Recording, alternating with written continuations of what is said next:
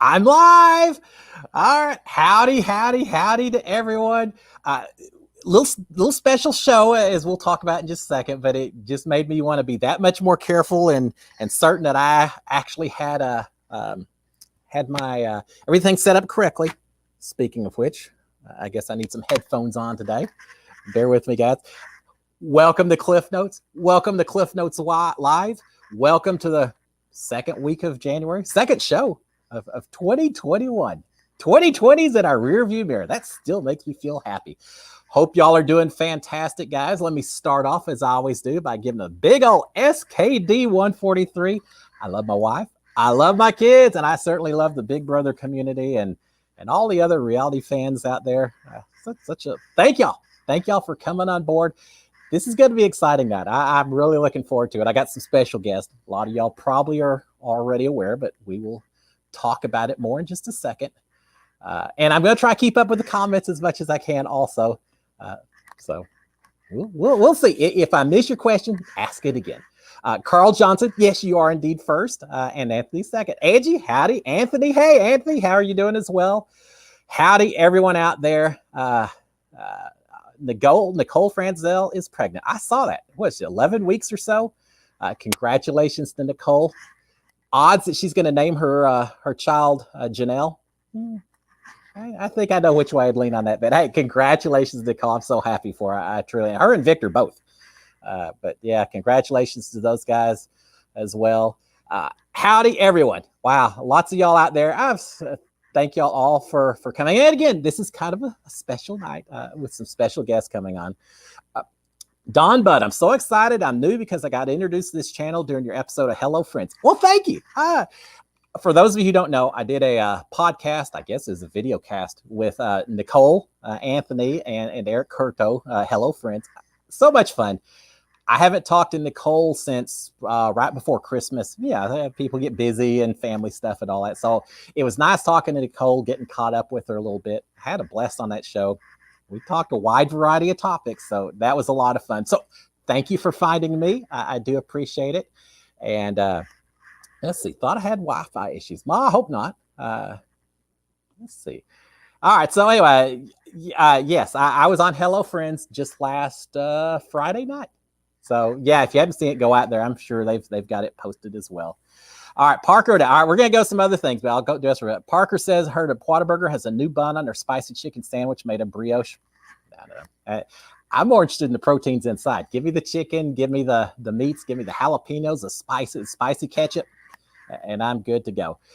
All right. Did you get any snow? No, I didn't, but other parts of the state did, and with that, we'll talk to some other people in the state of Texas who may have had a little experience with the snow this year or this weekend. Yeah, I guess it was this weekend. All right, let's move on, guys, and then we'll come back. I'm going to try to answer questions again throughout the entire evening, but let's talk about, as I always do, as people are coming into the show. Today is National, couple of really cool national days. First of all, did y'all know that today is National Milk Day? Yes, indeed. Milk. I love my milk, and we're not talking about almonds or coconuts or anything else. I straight from the cow. I guess it could be a goat or something, but straight from the cow milk is what I like. I drink a lot of milk. I guess the inside the house, we had a lot of milk. We had skim, we had whole, we had 2%. I'll drink it all. I wasn't too picky. But here's the thing that a lot of y'all may not know. Once we got stocked up every Thursday night, which was typically when the house storage room got restocked, most of the food, once you ran out, that was it. Eggs, for example, once eggs ran out, you were just out until the next week. So we had to ration just a little bit. But with the milk, because it was so big and took up so much room in the fridge, usually if you ran out of milk, you could always ask for more. So I drank a lot of milk while I was in there. I drank a lot of Coke, too. I think they gave us a lot of caffeinated beverages just to keep us awake and alert, because obviously that makes for better TV than the people who just slept all day. And we had a few of those in the house. But drank a lot of milk. So for those of you who are so inclined, drink a big old glass of milk and celebrate Milk Day. Moss saying I like chocolate milk. I do too, but I don't drink near as much of that. That is straight up milk is perfect, because I like spicy food. So milk's a perfect complement for that. And Cindy's saying I can't drink milk. Yeah, I know some people a little intolerant of it. And I'm sorry to hear that, but make sure you get your vitamin D somehow else, right? All right. In addition to National Milk Day, another special celebration. This is an entire week of celebration, and they deserve it. January 11th is the start of National Pizza Week. Yay! Yes, sir, indeed. Just for a little information, I don't know how y'all like y'all's pizza, but the way I like my pizzas, if I have my favorite way to do it, half the pizza with pepperoni and either jalapenos or green olives, depending on if I'm in a spicy mood or not. Then the other half of the pizza, ham and pineapple. So I get a little of the sweet side, I get a little of the spicy side, and perfect. I love my pizzas. I absolutely do. And that kind of leads me to another topic with the house. Before we move on to something completely different, some of the biggest criticism I got while I was inside the Big Brother house, not how I played the game. I mean, I got some of that, but not how I played the game, nothing else. It had to do with the fact that I drank milk while I ate my pizza. I had no clue until I got out of the house and I started getting all kinds of comments saying that's horrible. Who would do that? That's the worst possible food combination you could ever have. Milk and pizza, that no one does it. There's cheese on pizza. Milk is a dairy product. It seems like they're a perfect complement, perfect fit, especially if you get spicy food on your pizza. Cool it down with a little milk. I've always done that. I will ask my family members what their opinions are of it as well. But I think I may just have a little pizza right off the bat, and I'm going to have more milk with it. And if people are turned off by it, well, what can I say? I'm a rebel. I am a rebel. I drink my pizza with milk. All right. What's better, Coke or Pepsi? I'm a big Coke fan. I'm from the South. Coke's good. Dr. Pepper's even better. Dr. Pepper was invented in Waco, Texas, which is just up the road from Houston, Central Texas. And I kind of like my spices. In fact, here's to you. Yeah, love my Dr. Pepper. They did not have Dr. Pepper inside the Big Brother house. They had Coke in there, which is fine. But when I won HOH, one of the things I requested was Dr. Pepper. So they gave me a Dr. Pepper 6-pack. And I remember one night, I don't even know if they showed it on the feeds or not. One night, first night, second night of HOH, I crawled into the bathtub in the HOH room, had a packet of beef jerky in one hand, a couple of Dr. Peppers in the other hand. And I just sat in that hot tub in that water and enjoyed my evening and had a blast. How often do you get to eat and drink while you're sitting in the tub like that and have privacy while you're inside the Big Brother house? So that was a perfect evening. It was fantastic. All right, let's see. Ma, yes, I drink pizza with my milk, and I am indeed a rebel. Cindy, do I call it pop or soda? I don't call it either one. I call it Coke. And it doesn't matter if it's Coke or Pepsi or Dr. Pepper. It's all Coke. Coke's a generic term. So normally someone will say, hey, Cliff, do you want a Coke? Yeah. What kind do you want? How about Dr. Pepper? That's how we do it down here. No sodas, no soda pops. That's a little further north. All right, let's see. Love to know how you think I do in Big Brother, Dawn. Could you tell me? I don't know how you do. Depends. How flexible are you? How adaptable are you? Because that's what it takes inside the house. All right, guys. With all that being, Mr. Pibb. Yeah, I like Mr. Pibb. I haven't drank it in forever, but I do like Mr. Pibb.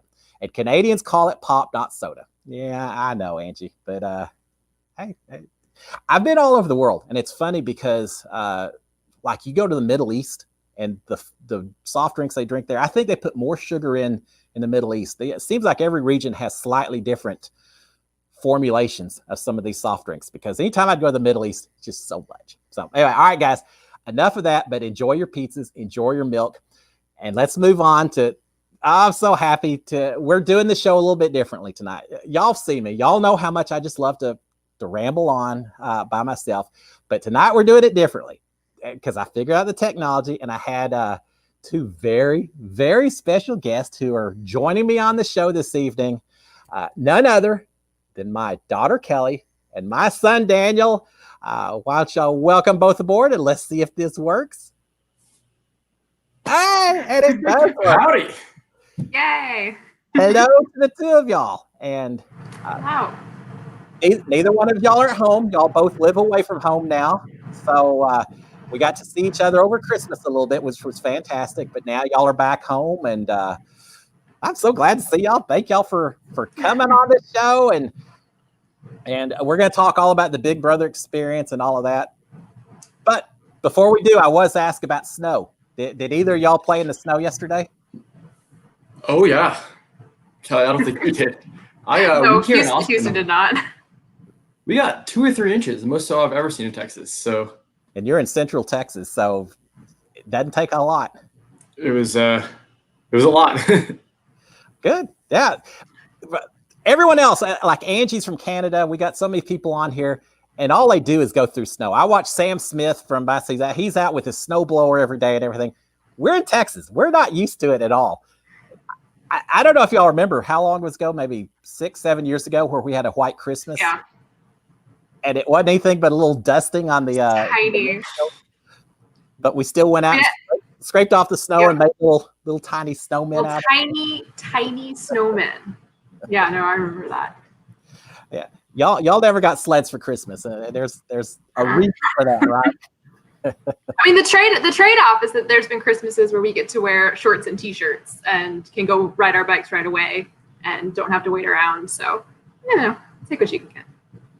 Yeah, we're in the 2 weeks of winter right now. That's about all we're going to get down here, guys. We'll by the end of January, it's going to be right back up to well, maybe not 70 or 80 degrees, but we'll get our little 2 weeks in, and we'll move on to Texas typical weather. So, all right. Well, what I wanted to bring y'all on, well, we're going to get lots of questions, I'm sure, but what I wanted to bring y'all on for is because when I went on Big Brother, I know how stressful it must have been for those of y'all who didn't have any control over anything that was going on inside the house. No. And I just wanted maybe for y'all to share some of that information with viewers, because I know there's people who go on there who have brothers or sisters or parents who are watching the show, but y'all are kind of unique in that y'all actually had a parent who went on the show, and y'all are grown. It's not like Sam with little kids who don't know what's going on. But probably y'all and Kevin Schluber are about the only, Kevin Schluber's daughters are about the only people who knows what it's like to go through it from y'all's side. So I guess the first question, yeah, go ahead, Kelly. No, I was going to say it was different because there's a lot of advice out there once you're a family member of a cast member and of a house guest, and you hear all this advice, but a lot of it is if your spouse is gone, if your kids are gone. It's very rarely what do you do when your 50-something-year-old father is in a house on national television with a bunch of people your age. It's just it's very different. Daniel, I don't know if you had similar experience. No, it was, we didn't have to worry about you doing anything scandalous. It was something embarrassing. True. Well, I've never done anything to embarrass y'all in real life, huh? Okay. Only because you raised us to never be embarrassed. Well, there you go. There you go. It comes in handy if you're going to go on Big Brother. Hint, hint, hint. Yeah, it was different, and it was funny because I was a fan of Big Brother before, so I'm on all the Twitter feeds. I know all the personalities. Like I'm in the community, and to see the comments that usually I would just laugh at, haha, that's funny, and now it's your dad. Yeah. Totally different experience. Totally different. Feeling when you read that. It's like, oh no, it's my father.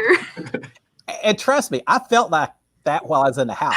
There were times I said, oh my God, I can't only imagine what they must be saying or thinking is they're watching me doing some of that stuff in there that I felt like I needed to do to play the game. But still, I'm a no, dad.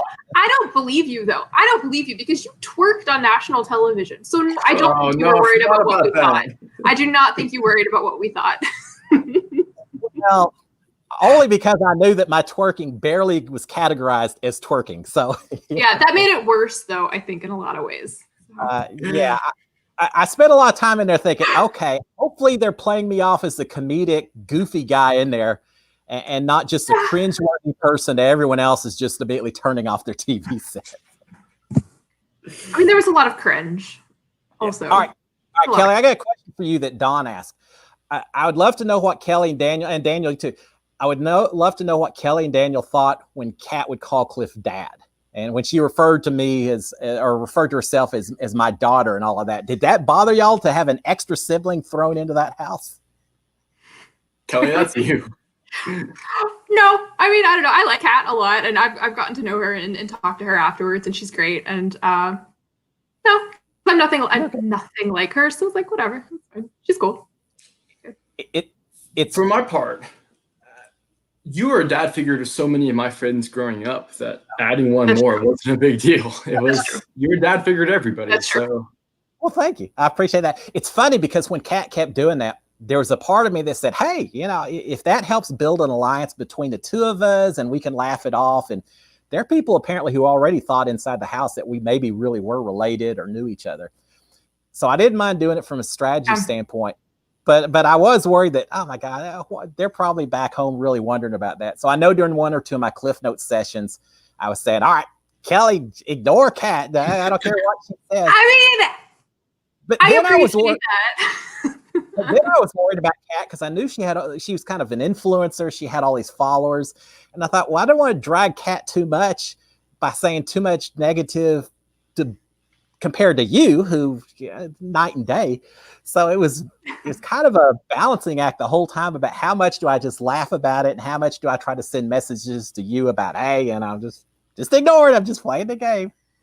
But see, I didn't care. I didn't care if you lied. I didn't care if you backstabbed. Like I didn't care about any of it. So Kelly's the one who said, swear on my name the entire game. I don't care. I don't care. Yeah, and I would have. I would have. I figured. I mean, here's what a lot of y'all don't realize. I feel like I honed my my strategies and such with our extended family, the Hogg family, playing board games up in Dallas, Fort Worth, and Kelly and Daniel have both played. They know that when it comes down to it, any one of us will backstab, will lie, we will do whatever it takes to win the game.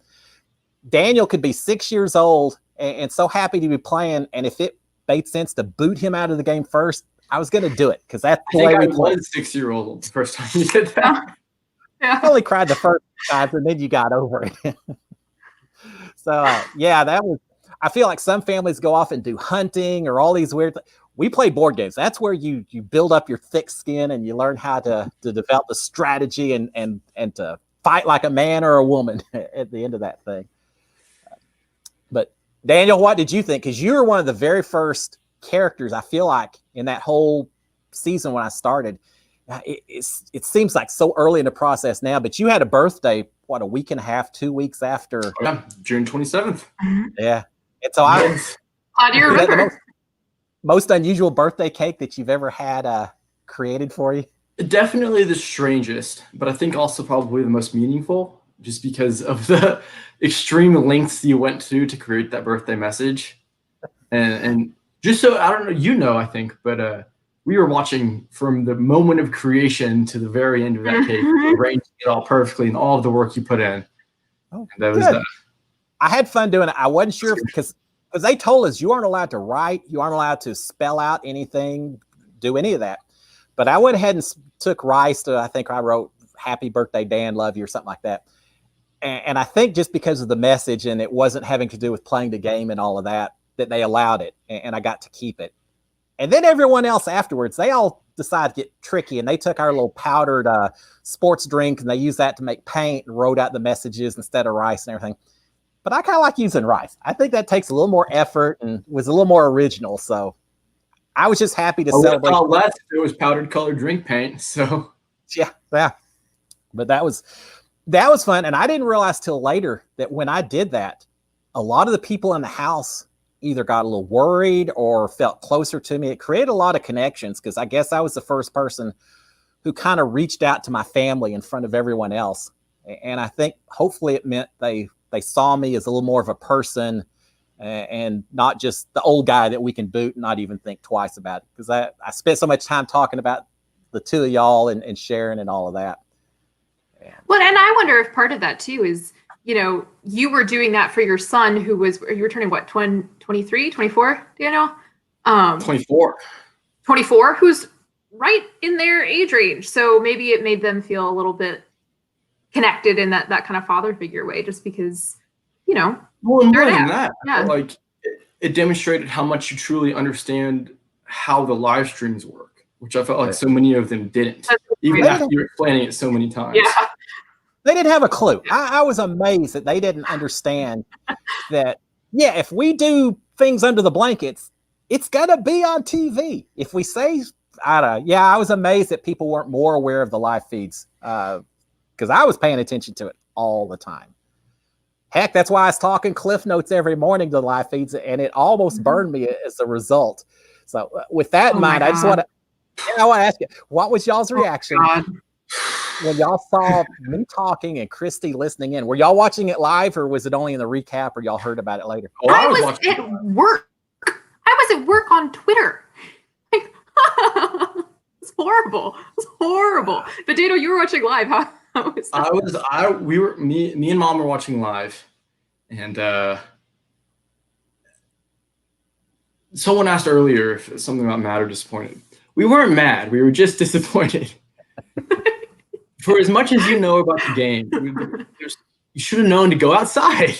Well, and I know y'all know, the reality was we only got the outdoors 2 days a week. And the rest of the time it was locked inside. We didn't have the hammock or anything else. And what I think I've mentioned on here once or twice, there was a huge AC vent over my head in the boat room, which meant that I couldn't really hear what was going on outside. But doesn't mean that they still couldn't hear what was going on inside. So it was a little misleading because of the noise overhead and all that. And what's funny is y'all knew about it before I did. I can't remember if it was 3, 4. Worst part. Way before you did. The worst part. Oh, and when they told me, I just thought, that's it. My game's over. Not only is my game over, but now I've kind of screwed up Ovi's game and Nicole's game. And, why in the world? That it worked out. It actually worked out somewhat to my advantage because Christy couldn't keep her mouth shut either. And she went over and told everyone else. And if she hadn't done it, she could have had leverage against me and had a lot more control over me. But as soon as she told everyone else, and fortunately she did it so early before I had a whole lot of real in-depth planning or strategy. All she heard me really say was that they're all couples, which everyone already knew anyway. But yeah, when I found that out, my first thought was, man, I screwed up my game. I screwed up some other people's game. And my next thought was, oh, I bet they're just cringing back home because I know they've shown that on TV. And they're probably showing it over and over and over again. It was day one wasn't the hard part. It was the day 2 and the 3 until you realized, and every morning having to watch them watch you. Oh, yeah. I have a hard time even watching that now because you just go, oh, that's horrible. No, that was the most traumatic part. Not the twerking, not the silly dancing, that was the part that just I couldn't watch. If there was ever a moment I'd try to see if telepathy works, that was the one. And now I can relate because y'all went through that. And now that I've played the game and Nicole is a good friend, I know when she was in the house this last season and she was suspecting Janelle and Kaiser were working against her. And I was doing the same thing. Telepathy, can't I just send her some kind of message somehow? And so a lot of what I went through this season was just a small portion of what I think y'all had to go through watching Beyond that show. And all I can say is, I'm sorry. It's maybe more stressful for y'all because inside the house, I mean, it's 24/7, which is tough. But at the same time, you're in control of the situation. And at the end of the game, I said, well, what I did well, what I did poorly, it's all on me. And I'll walk out with my head held high knowing I gave it the best I could. To play the game, but y'all don't have that control. Y'all are helpless. All y'all can do is watch me do the dumb-headed decisions and things like that. So, but I knew y'all were cheering for me, even during the worst possible opportunities and moments and everything else. That was tough. So, what did y'all think about the fact that y'all are in y'all's 20s? Y'all are exactly the age of almost everyone in that house. What was it like watching me trying to interact with them? Because I was really trying not to be the dad character. I think I still was to some degree, but I was trying to interact with them as though we're just buddy friends, which has got to be strange for y'all watching it, huh? No, not honestly. To be really, no. That's fine. That was the dad that we recognized and knew. It was you interacting with 20-somethings. Yeah. Well, and it might have been different if we had been like 16 or so, but I think that in our 20s, I have gotten to know you as an adult more than just a dad. So it didn't seem that different to me. the types of people you were interacting with were different than me, with the exception of maybe Nicole and Obi and some of the more nerdy types. Don't have a ton in common with Annalise. So watching that was interesting and just saying, okay, how is he going to do this? I don't think he knows anyone like this. So that was fun to see. It also helped that from the beginning, Cliff the player versus Cliff the person, the strategic decisions always won across the board. So it was never a personal versus like strategic. Strategic was the choice. Yeah. I tried as much as I could. And that's a good point, Dano. And I don't know if you did this, but in my head, there was Cliff, who was a player on Big Brother 21. And then there was my dad. Oh, I still have Cliff the player on 21 with my dad. Yeah, I do that too. So there's kind of two different people, and sometimes it converges, but a lot of times it's, when I'm online, like tweeting at people, it's Cliff. It's not my dad. It's just different. Okay, real quick, because I want to call her out. Sue Hogg, my mom, y'all's grandmother, is out here watching as well. Hey, Mom, how are you? Hi, Grandma. Hi, Grandma. I think it was stressful for y'all. I could only imagine Mom watching that show because we've watched reality TV in the Hogg family forever. Y'all have watched, I don't know how many seasons of Big Brother and Survivor even before that.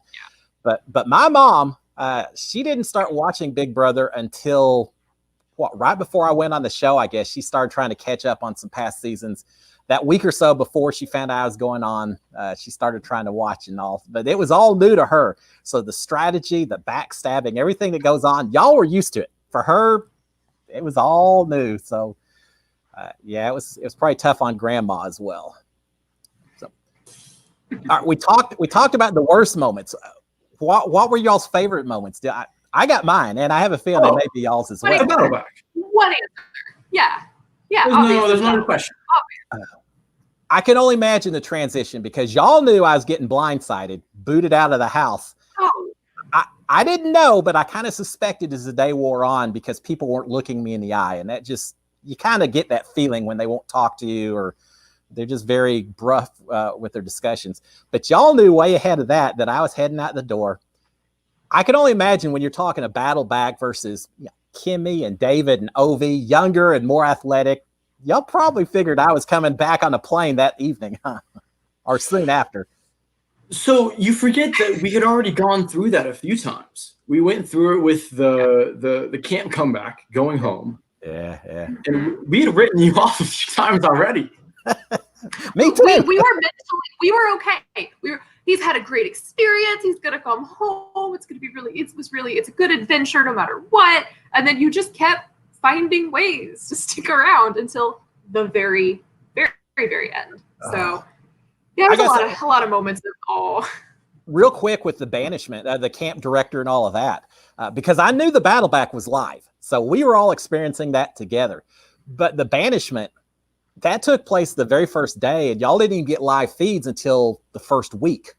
And so I knew that all of this had happened, and y'all probably weren't even aware of everything. So I already knew I was back into the house before any of that was broadcast or released. And so I was picturing y'all watching me getting picked by Mickey day one to get banished and knowing that y'all were just going to be cringing at that point. But then y'all were going to get to see me come back in glorious, victorious, and all of that.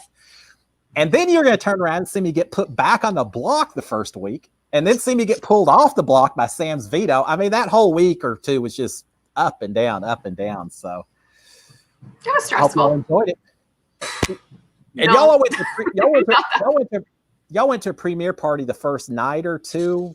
That it was we hosted a premiere party. It was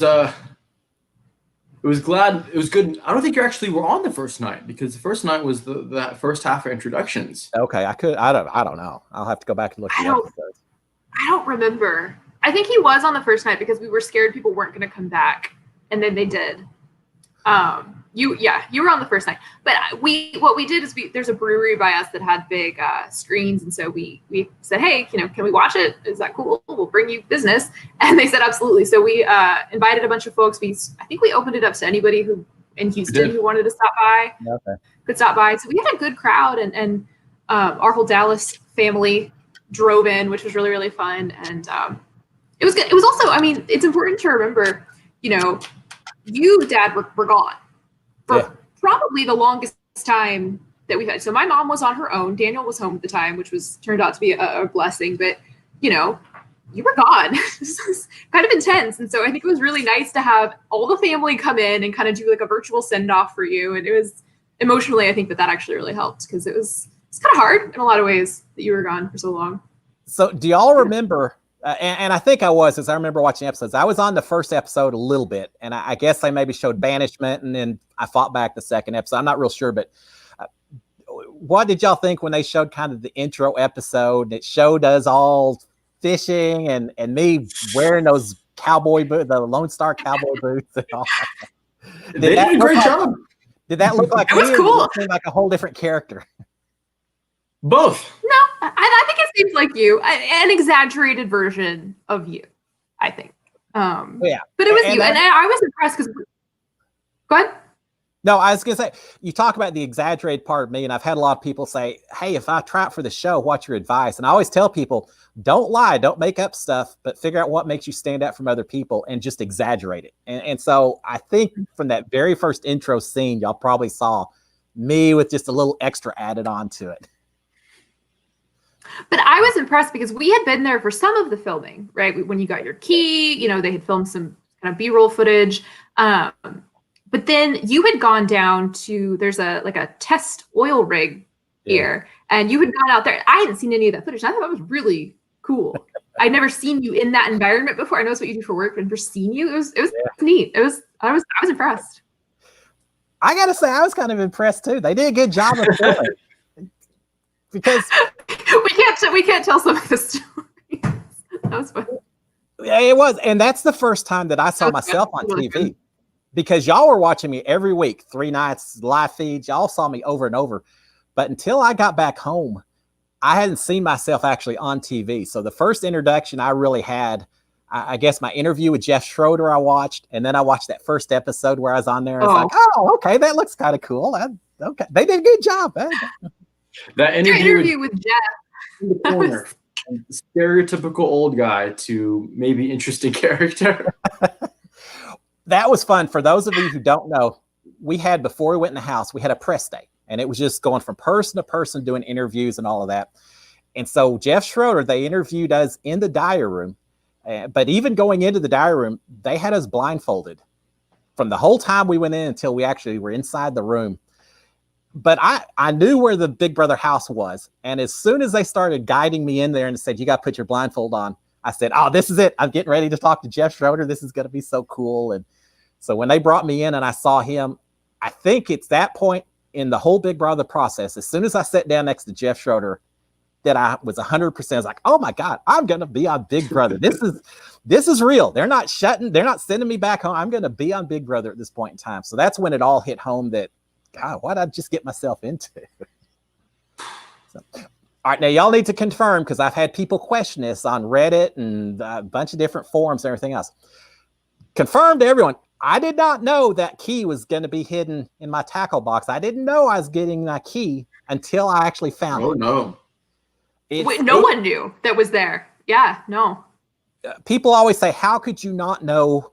They're coming out to film you. Surely you know. And I got to say, yeah, I suspected there was a possibility that I was getting ready to go on the show. But we also were told a lot of things about, a lot of people get filmed. There's alternates. And just because you get filmed doesn't mean anything. And we just have to do some pre-shooting and all.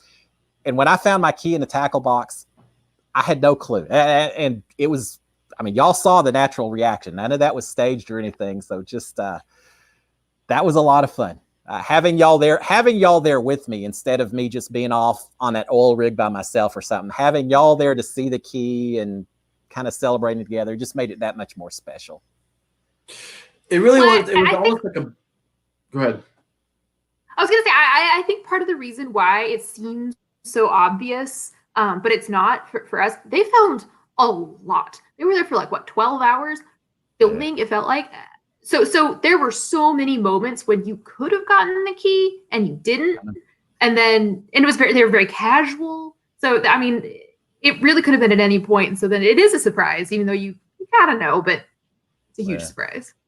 That was, and I remember we did so much. Y'all had to take off work to be there and help coordinate all of that and everything. And I'm so glad y'all did, because when I found my key, they basically said, all right, Cliff, here's your key. Now give us your cell phone and you're out of here. And that was about it. So, and Dan, I remember that one. Daniel, you want to tell a little story about the filming, the little incident we had? I don't know why you're asking me. I think this was somehow my fault.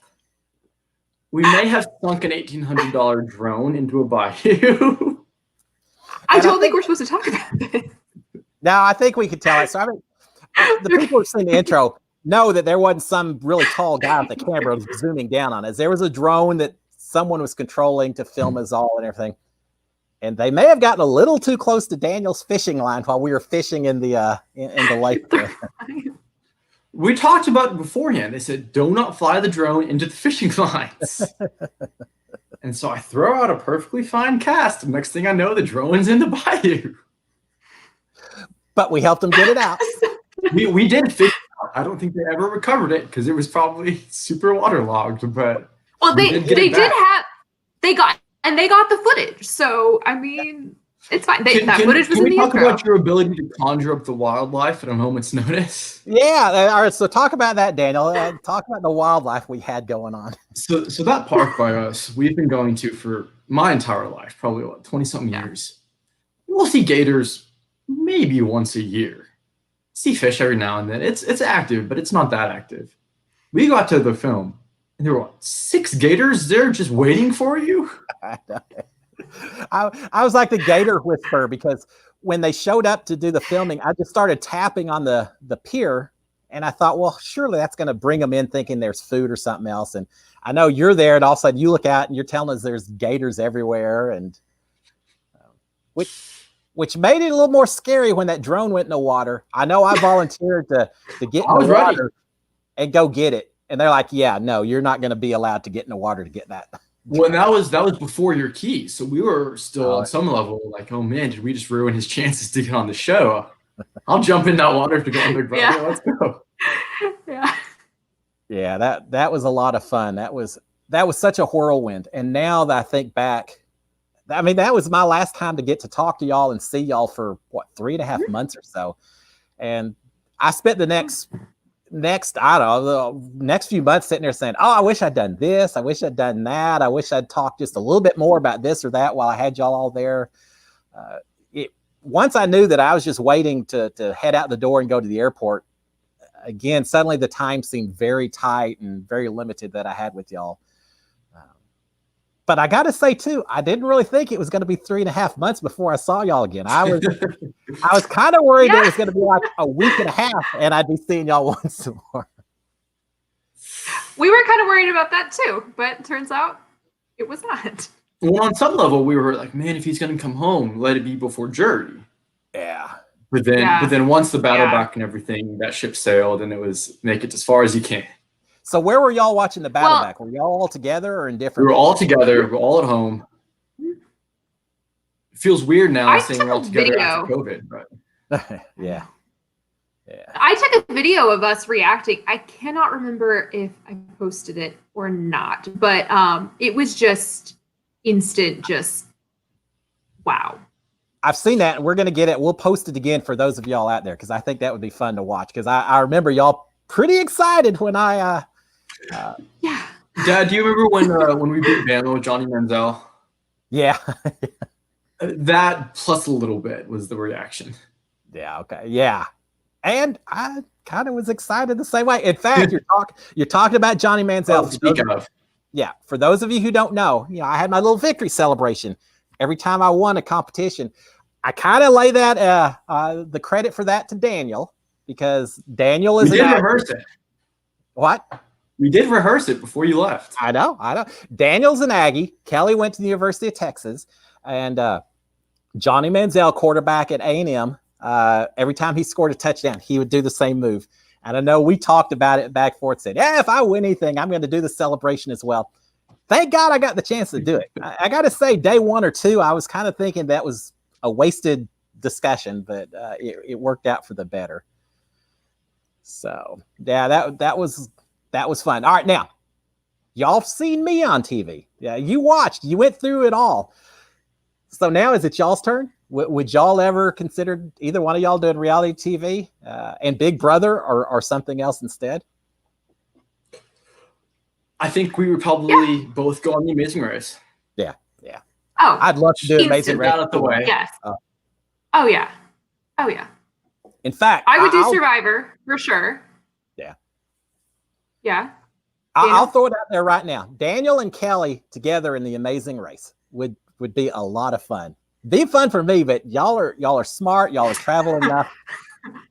It would be fun to watch as well. I don't know. We fight enough. Maybe that would be good TV. I don't know. That makes it you gotta have the drama, right? So, yeah, I could see y'all doing The Amazing Race. How about Big Brother? Would either one of y'all? I would definitely do Big Brother. Probably If after they I'm ask married, just to remove that as a subject. But yeah, I'll do it. Yeah. I mean, I think I would do it. I think it's hard to go on now. No, especially, and we haven't talked about this, but the nasty comments are not great. I think if I were to go on a show like that, or if anyone wants to go on a show like that, I think you cannot engage on any social media for ever. I mean, it's just not, you have to have a very, very, very thick skin. And I think the difference with Big Brother is because there's live feeds on you all the time. Anything that you do that irritates people listening to the live feeds, they're going to hate you. And they're not just going to hate you, they're going to eviscerate you. And that's hard. So, I don't know. To that, Kelly, I think, one, it's harder, at least for me, to be the one being criticized than to watch a loved one get criticized. I would much rather be a player because I can handle it. And just like I know Dad could, but it's hard to watch it. I think it's funny. While I was in sequester, after I got evicted, but before I went back and cast my vote and all of that, I had one person that told me, said, "Hey, Cliff, just a little advice that I know you're not going to take, but I tell everyone that I see, don't go onto social media when you get out of here. Just don't go on for a couple of months." And I said, "Oh, okay." But no one does it. Everyone immediately goes to their phone and checks everything out. But yeah, it's instantly they gave you your phone back and you're just it's amazing because they gave us all our phones back after the finale. And I was trying to reach out to y'all because I wanted to meet up, make sure we were all going to meet up on it. Everyone else was so busy on their phone and looking to see what comments were being made and everything else. And what a whirlwind night. Now y'all met me there when it was done, and I met y'all, and y'all were waiting for me. And first of all, let me say how happy I was that the two of y'all and your boyfriend, girlfriend, Sharon, and my mom all came out. So I had a whole group there that was incredible because I spent a lot of time right before I got evicted saying, if y'all can't afford it or whatever, I'll see y'all at home. But but I was kind of hoping y'all would be out there. But y'all were there waiting for me. And at that point, y'all saw some of the other cast who were there as well. Were they different in person or what y'all expected as opposed to what y'all seen on the show? Do y'all remember meeting? Because I can't remember who all was there. I think Nick. And of course. So I don't think we were technically supposed to be at that hotel. I feel like we kind of found out y'all were headed there to see some back channels. But it was funny because most of the other families and then a few random fans found out where you were supposed to be. I think it's intentionally leaked for the families and then some other people found out. But my impression, honestly, was that everyone was much shorter and smaller than I thought. Because I think when you watch them on TV, they seem like, they're like, model. They're like super tall and like, no, like Annalise is the tiniest person I think I've ever seen. She's so tiny. It was just funny. It's not what you expect. It was a bit weird for me because it was almost like you were the exception of Big Brother players, but meeting them was just like I was meeting any other Big Brother player from another season. Yeah. And so it was they were like almost celebrities. starstruck. They all knew us. They were all super friendly to us. So I was so happy. It was wild. I was so happy to win HOH. First of all, just because you want to have the power and have that next to your name and all that. But part of the really big part was the fact that I got the photos of y'all and of Mom sitting there in their room. And And not just because of me. I still remember what y'all look like even while I was in the house. Well, thank you. But so I could good, show off, good. so I could show y'all off to everyone else that was in the house, that I talked about y'all so much, but they hadn't actually seen who you were and all that. And so that was the part I was most excited about when I opened up the HOH room. Was reading the letter was great, but really it was looking for those pictures and getting to show y'all off to my new friends that were in the house and everything else. Well, I also remember getting to watch some of your fellow housemates see social media for the first time, and some of their reactions were memorable. Yeah, that was something. Not everyone had such love online, and yeah, we saw them right after such love from their family stuff from there. Yeah, we'll leave it at that. But there were definitely tough. different people with different levels of happiness or concern, consternation based on some of the initial comments and talking to some of their family and things like that. I will say some of the people that I was not expected to get along with was some of my absolute favorites. Yeah. And a lot of people really were different in real life than they were on the show.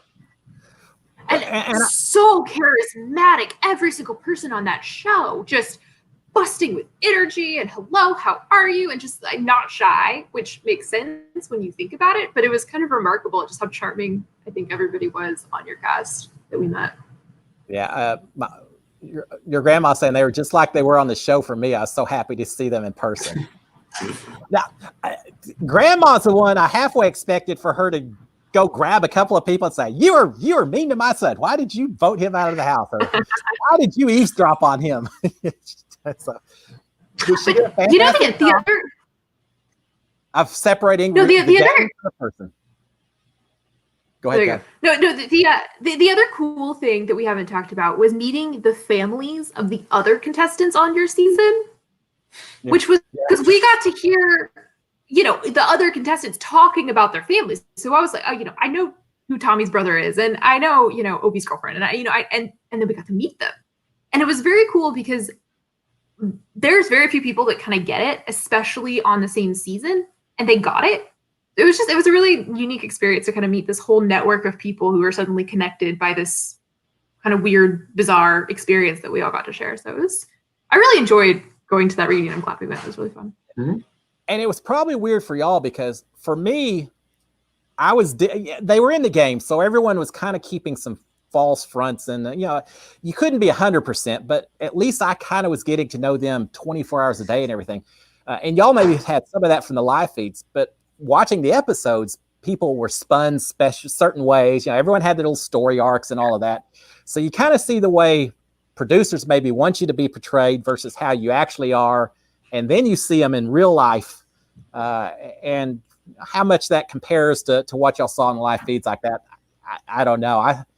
For the most part, I didn't see a lot of difference from one side to the other, but you're right. It was cool for me to meet the different families and actually, like Tommy's an example where when I saw his family, I suddenly saw Tommy as a son, as a brother, and being treated that way. Whereas while he was in the house, he was just Tommy, and it didn't have anything to do with the rest of his family so much. So yeah, it was kind of neat. Oh, it was also most of the rest of his family. we were rooting against them most of the season.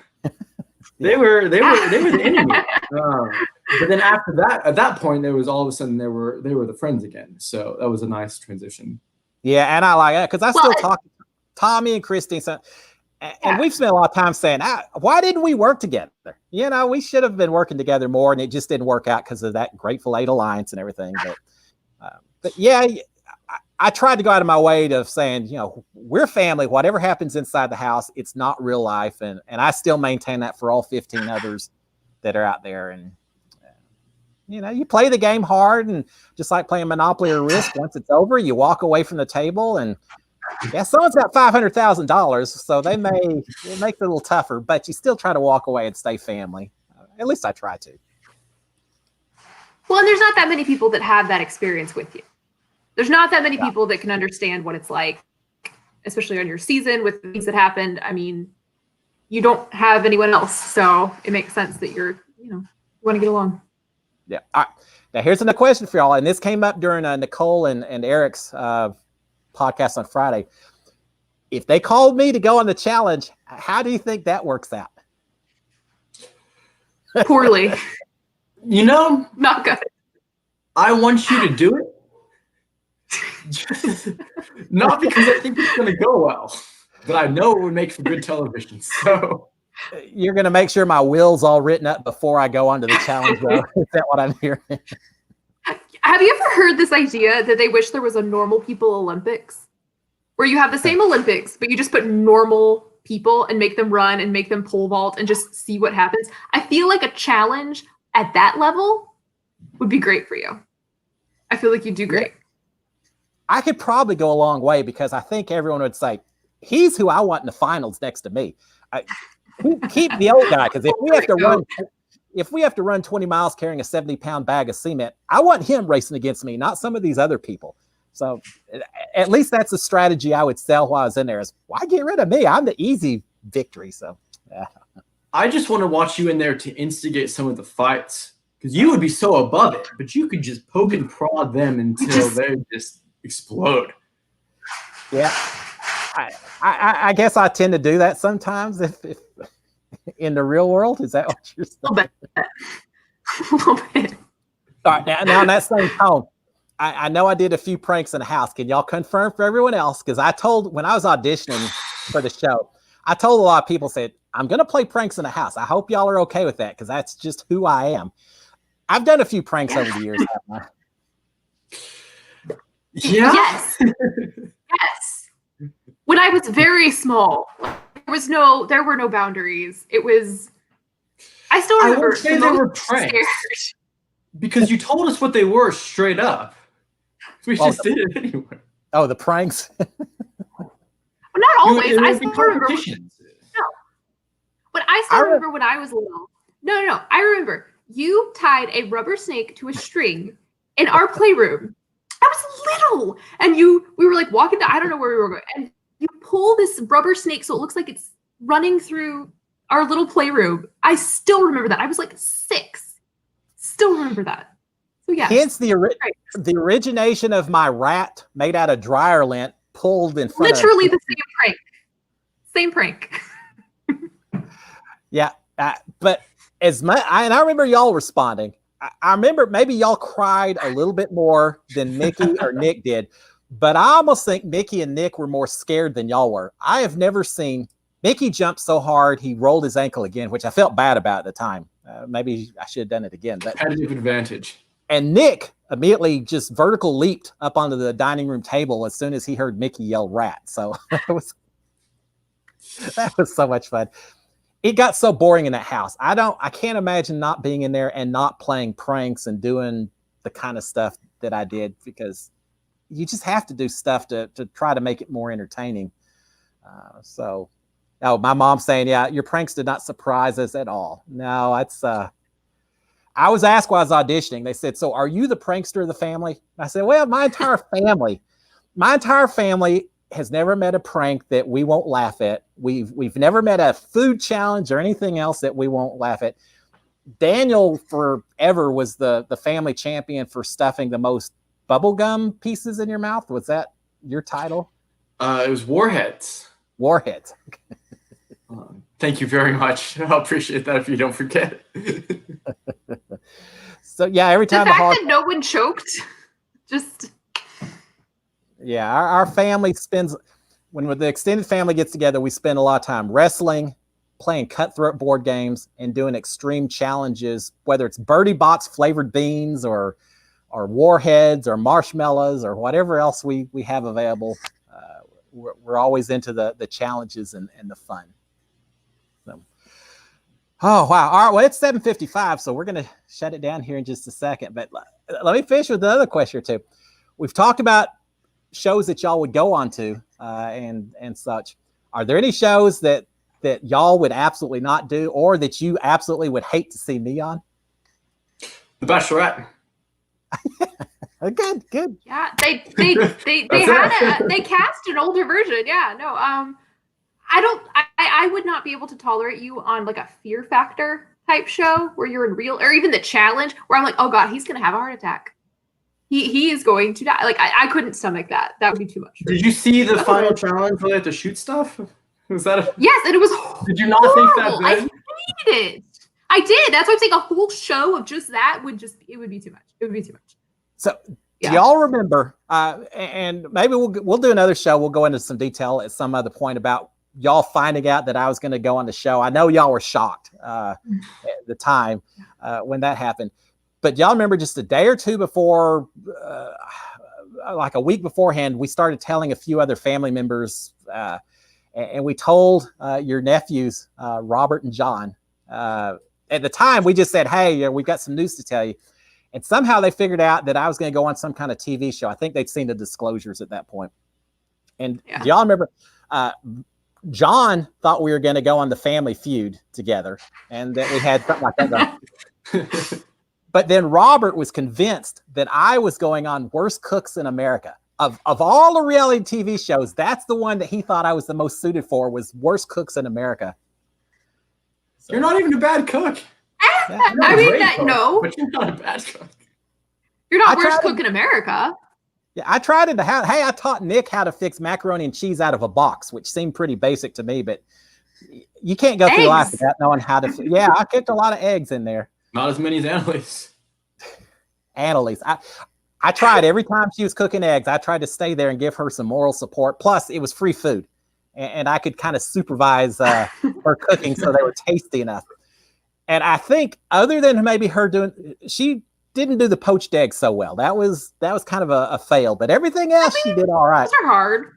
I don't know. I gave her the recipe for deviled eggs because she really wasn't sure what deviled eggs were. And of course, giving her the recipe also meant I was first in line when she started handing them out. So yeah, there was always a motive to my strategies while I was in there. Some of it had to do with gameplay. Some of it was just, hey, if people are fixing food for me, so much the better while I'm inside there. So, all right. Well, guys, hey, thank y'all too. And guys out here watching, I know there are probably some questions we didn't get to, but it's just hard. I have so much fun talking Big Brother, even better when I get my family involved. Because again, I know how stressful it was for y'all. And I've said before in this show, because people said, would you ever go back on the show again? And my personal answer is yes. But at the same time, I also understand the sacrifices that y'all and mom went through and everyone else. And it very much was a family decision, and it always will have to be a family decision. But I'm looking forward to seeing the two of y'all on Amazing Race as well. That's going to be great. I'm here for it. If only. If only. Any other comments, things y'all wanted to throw out there before we shut it down? Just that we love you and we're so proud of you. No, well, thank you. I appreciate it. And with that in mind, we're happy. Good. Well, with that in mind, I think I'll just go ahead and send you a big old shout out. SKD 143. I love my wife. I love the K in SKD. I love the D in SKD and the Big Brother community, reality TV as well. Thank y'all all so much. Hey, I'm really happy the technology worked out. I wasn't sure I was going to be able to drag y'all in and the audio was going to work and all of that. So thank y'all. As they teach an old dog new tricks every day of the week. So, all right. Who are you calling old? Hey, it's all, well, as I said in the house, it's all relative. I may be older, but that doesn't mean I'm old. So, all right, guys, Kelly, Daniel, thank y'all so much. And those of y'all out there, I'm going to leave the comments on. If y'all have any comments, post them out here. We'll try to follow up later and we'll answer them and all of that. Do y'all want people following y'all out there? Do y'all have any social media? I figure I'll throw that out there. I don't have anything to plug. Just you. I'll plug you. Your YouTube channel. It's great. Yeah. All right. Yeah, I am doing the YouTube. I'm doing a recap of the challenge. I'll drop that on Thursday, and we'll see what happens with that. These two, Kelly and Dan, are who introduced me to the challenge. I started watching it because of y'all, and that's just what I need. It's more reality TV in my life, right? All right, guys. We'll finish it. I'll say it again because you can't say enough. SKD 143. Kelly, thank you. Daniel, thank you. Big Brother community, thank y'all so much. I will see y'all next Monday night for another episode of Cliff Notes Live. But before that, I'll be dropping the challenge recap Thursday. And who knows what else shows up. Y'all have a great evening. Stay warm because it is kind of cold out there. Stay warm. Have a great week. We'll talk to y'all later. Love y'all. Bye, guys. Bye.